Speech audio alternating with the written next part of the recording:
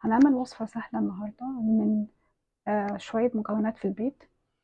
هنجيب نص كوباية من دقيق جوز الهند، وهنحط عليه نص كوباية من لبن البودرة، نفس مقدار جوز الهند بالظبط، بودرة جوز الهند. وهنحط عليها ربع سكر بودرة، وهنحط عليها كمان ربع كوباية كريم شانتيه،